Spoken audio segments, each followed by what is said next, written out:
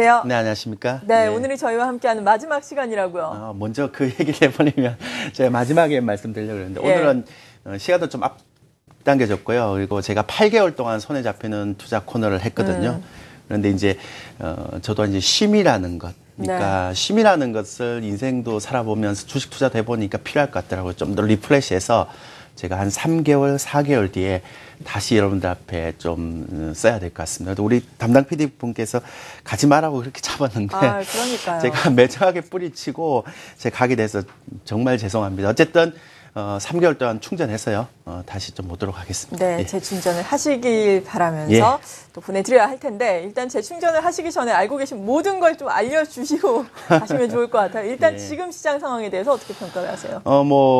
지난번부터 계속 말씀드렸지만 제가 올해 이 손에 잡히는 투자를 나서 했던 얘기가 딱 3가지였습니다. 왜냐하면 올해는 중소형주 장세고 코스닥 장세다. 그리고 변동성이 굉장히 크다. 그리고 당분간은 좀 박스권 장세로 올라가지만 가는 종목만 갈 것이다. 이렇게 3개를 얘기해 드렸습니다. 준비한 자료 보시면서 설명을 좀 드리도록 하죠. 자, 시장 수급 상황을 보면요. 코스피는 외국인들이 9조 2천억 정도 되고요. 반면에 기관들이 8조 정도 됩니다. 제가 나중에 또 말씀드리겠지만 왜 지금이 중소형주 장세라는가라는 것들을 얘기할 때 이걸 많이 얘기하는데요.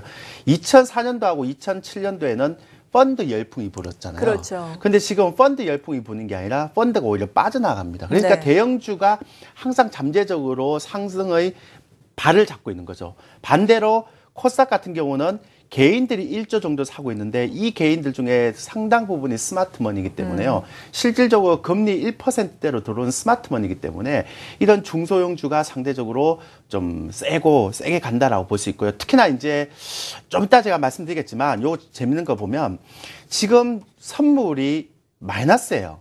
그러니까 누적으로 보면 노름법까지 포함하면. 근데 재밌는 거는 보통 선물은 중소형주에 연관이 됩니까? 대형주에 연관이 되죠. 근데 이번에 한번 보세요.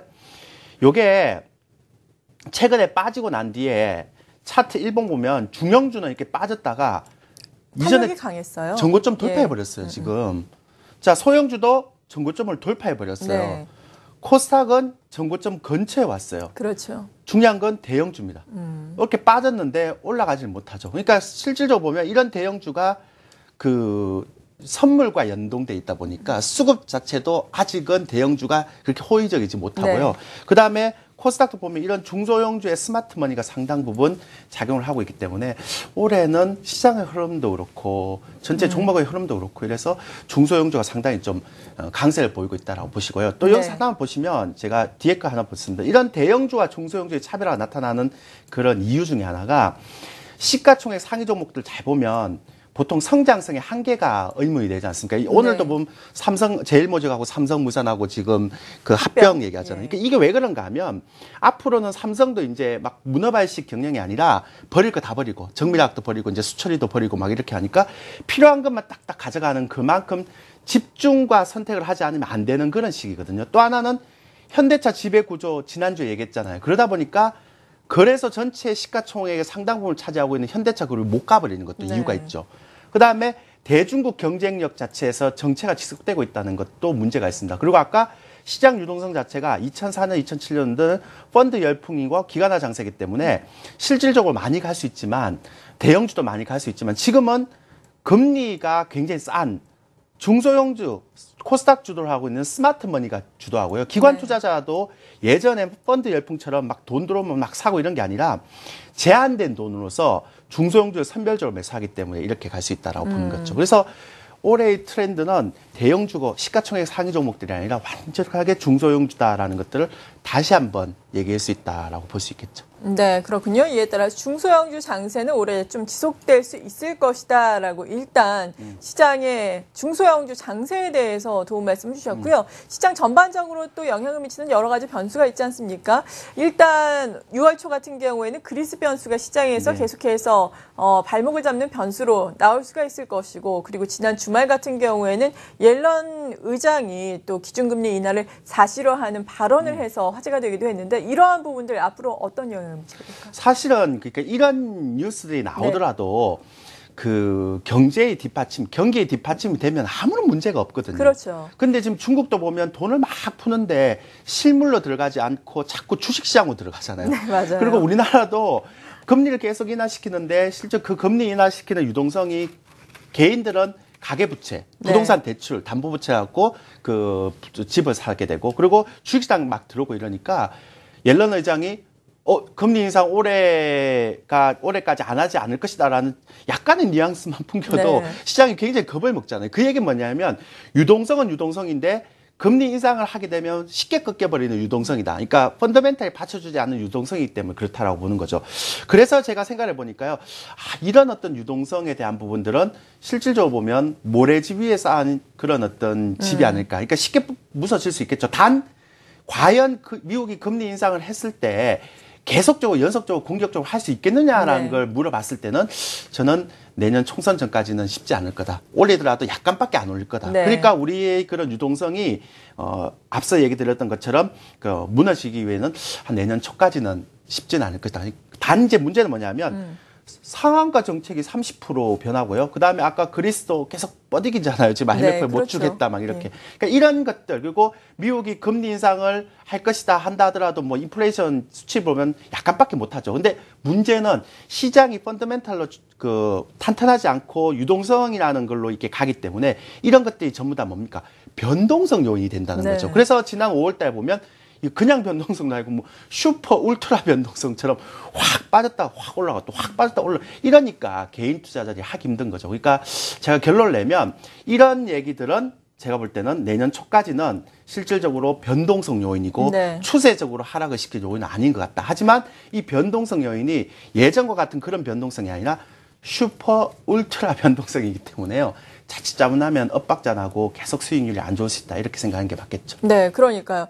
일단 시장에는 변동성 요인이 많은 가운데 중소형주 강세는 계속해서 이어질 것이다라고 말씀을 해주셨단 말이죠. 네. 하지만 이 변동성이 흔들리는 것은 대형주보다 중소형주가 더 크잖아요. 예. 상한가도 이제 또 각각 30%로 네. 상향 조정이 되게 되는데 이러한 시장에 앞서서 또 저희를 떠나게 되시는데 물론 네. 재충전을 네, 네, 위해서 네. 떠나시는 거지만 마지막으로 투자자 여러분들께 어떤 당부의 말씀을 드리고 싶으세요? 지금 방금 얘기했지만 대형주보다 중소형주가 상한가 제도 그리고 그리스의 디폴트 우려 뭐 금리 인상 이런 9월 달에 있을 것 같은데 네. 그런데 변동성이 심하거든요. 그렇죠. 우리가 투자를 하다 보면 반대로 생각하면 이걸 역으로 이용할 수도 있단 네. 말이에요. 그러면 준비한 자를 보시면 박스권에서 작은 추세 구간인데 중소형주 장세 오는데 슈퍼 변동성 연출된단 말이에요. 그러면 어떻게 보면 추격 매수만 금지하면 돼요.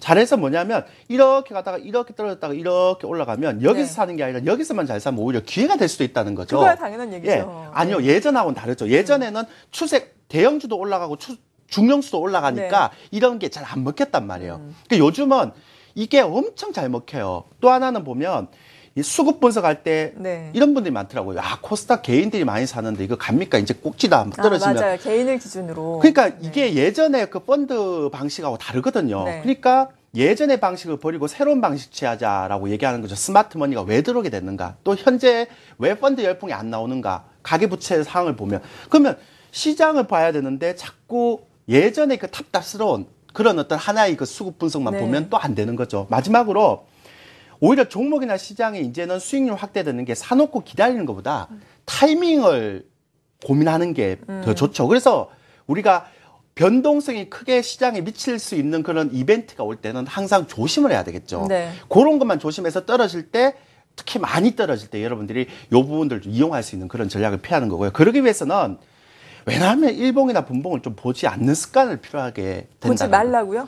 왜냐하면 상한가 30% 변하면 예. 일봉이나 분봉을 보고 뭐 하겠습니까? 대신 단타. 노이즈죠. 예. 단타뿐만 아니라. 근데 제가 지난번 보였잖아요. 일봉으로는 이렇게 떨어지는데 월봉으로는 약간 조정 보이는 그런 느낌이 올 수 있거든요. 네. 그래서 가급적 일봉이나 분봉은 여러분 투자 자금을 빨리 없애는 적이라고 보시면 되고요. 방송이나 시장에서 자꾸 뜨겁게 부각되는 종목들은 고점 징후가 있을 것 같고 지금은요. 수익률을 부각하는 게 아니라 리스크 관리를 더 부각을 시켜야 되죠. 그러고 나서 빅데이터 시대에서 자기한테 맞는 원칙과 기준을 정보가 굉장히 많이 들어오잖아요. 이 네. 정보를 다 필터링하고 단순화시키는 게 중요한 거고 투자에서 가장 중요한 게 멘탈 관리도 무슨 도인처럼 얘기하시냐 그러는데요. 도인이 아니고 정말입니다. 제가 맞아요. 정말 많은 사람들 경험해봤지만 네. 멘탈이 무너지는 건 딱 두 가지밖에 없어요. 승승장구해서 거만해질 때하고 그다음에 실패를 했을 때 이 실패를 내가 빨리 회복하겠다고 해서 더 급하게 서두르는 거죠. 네. 이 두 가지는 여러분이 굉장히 경계를 해야 된다라는 겁니다. 그래서 이 부분들을 올 한해는 좀 지키시면 중소형주 장세에 포커스를 맞춰서 가신다면 충분히 괜찮은 그런 수익이 날 수 있지 않나라는 생각을 좀 하게 됩니다. 그리고 내년 총선 네. 전까지는 이런 유동성 장세가 좀 진행되지만 이 유동성의 깊이 그리고 내면에 대한 질이 자체가 굉장히 안 좋기 때문에요. 금리 인상이 돼버리면 빨리 빠져보일 수 있는 그런 양면성을 갖고 있다는 것도 아울러 좀 기억해 주셨으면 좋겠습니다. 네, 투자자 여러분들께 투자에 또 기준이 될 수 있는 명심보감을 예. 말씀을 해주셨네요. KNJ 코리아 인베스트의 조일교 대표였고요. 쉬신 다음에 또 재충전하시고 저희가 다시 모시겠습니다. 꼭 개인 투자자분들 살아남으시고 네. 많은 수익 거두시기 바라겠습니다. 네, 그동안 감사했습니다. 예.